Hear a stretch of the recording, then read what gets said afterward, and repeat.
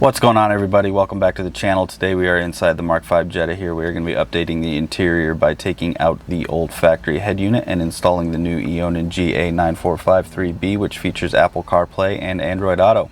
This should be a fun one, so stick around.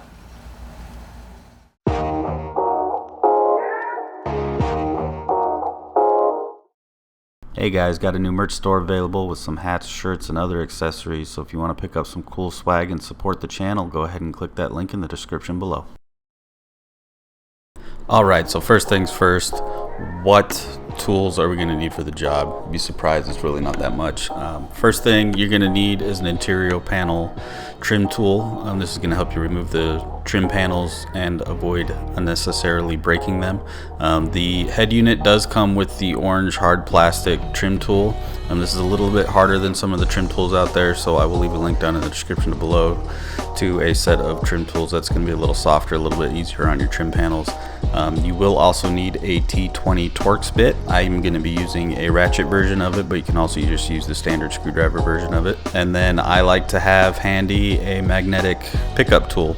Just makes it easier if you drop a screw or something and you need the magnetic tool to pick it up. So the first step is going to be removing the old head unit, and in order to get to that we have to get all the panel pieces that are around it, which on the Mk5 Jetta unfortunately includes going from the top all the way to the bottom. You got to get this big trim panel piece here, but in order to get this one out you've got to take this top piece out, which has the air vents and everything in it. So you're going to start at the top by taking out the European dash tray like I have converted to here. Otherwise you're going to be taking out the factory air vent that shoots straight up onto the windshield.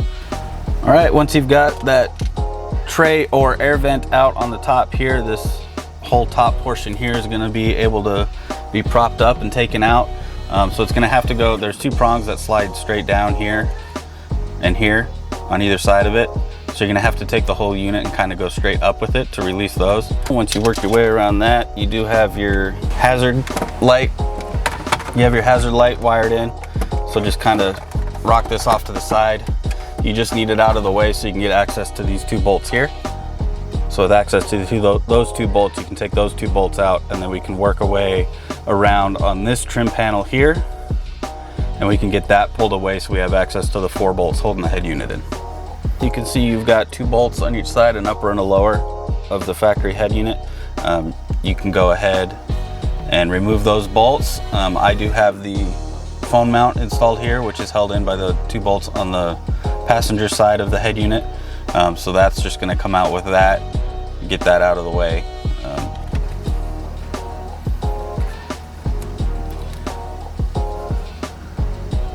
These are what those little brackets on the back side of that panel look like, and this is what they look like when they're not attached to the panel. So be careful when you're going around. It does happen. I mean, this is a 2010, so you know, an 11-year-old car, sometimes things separate from each other. These bolts here are going to be a little bit easier to get to with a longer T20. So I've got this longer one here. If you got a way to do an extension or something, this one's pretty short. Makes it hard to get in because they're kind of recessed back a little bit. So just get the proper length that you need so you can get these 4 bolts out. Those 4 bolts out of the way, you should be able to just kind of move this head unit forward and get it out of its resting place. You can see it just pulls forward like this.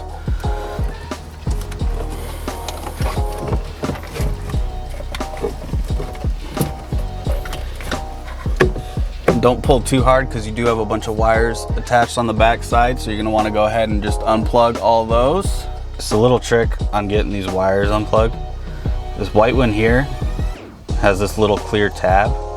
You actually have to go up with that, and then that will release it from the unit. So that piece you can see slides down. Just go up with it, and then you'll be able to pull it away from the unit. This big one here has this whole lever assembly on it, and then so on the back side, just squeeze the handle. You'll feel a little tab on it. Squeeze that, that'll release it, and then you can lift that whole swivel assembly up, that lever up, and then you'll be able to pull that away from the unit. So the back of the head unit, the factory head unit, looks like here. You just had the 2 connections. You had the 1 wire here, and then your big old wire over here. You can see the factory is a 10 amp fuse. The new head unit is going to be a 15 amp fuse, but it should wire up and hook all into that factory unit there. the factory wiring harness. All right, without the old stuff out of the way, now it's time to start putting the new stuff in. So you're gonna have, this is gonna be your unit here that's gonna hook up to the factory harness. And then this main cable here is what's gonna go to the new radio. And then you've got your antenna here. This is gonna hook up to the factory antenna. There's 2 prongs here. The single white prong is gonna only fit onto one of these prongs. And then you've got the plug-in to the radio.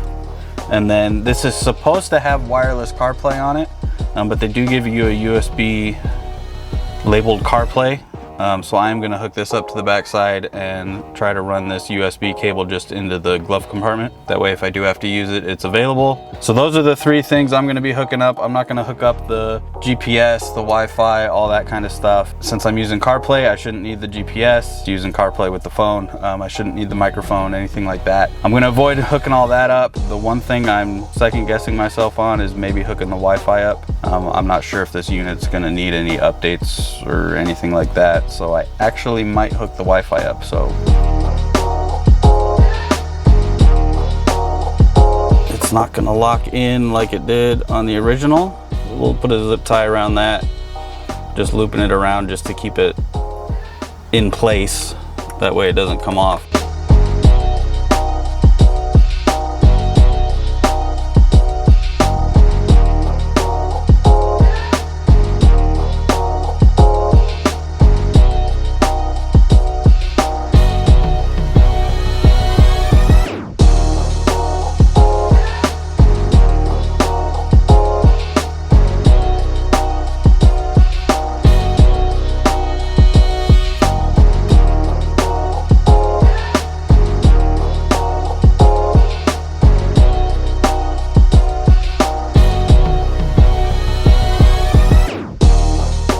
Time to power up the car and give her the old test run.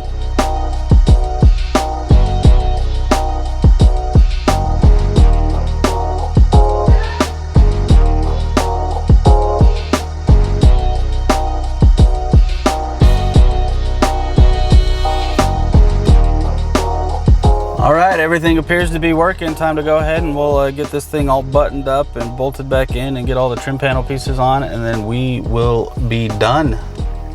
So let's get that process reversed to how we took everything out. We'll get this new unit bolted back in.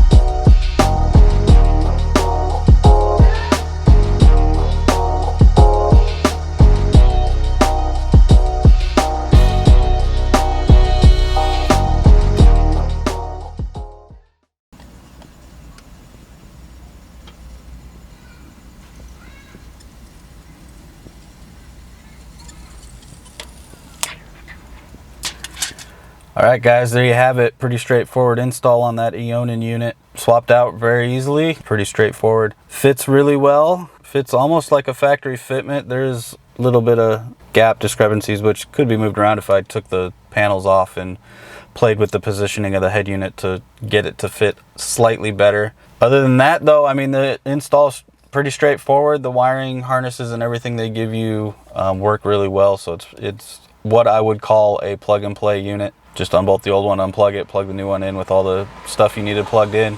I did plug the Wi-Fi adapter in and the CarPlay USB in. So I will start to play around with all the features and options on this, and then I will do another video in the future on more of a long-term how it works and how it's been functioning and how it's been performing for me. So stay tuned for that. Hit that subscribe button, hit that like button, and as always, I will see you in the next one.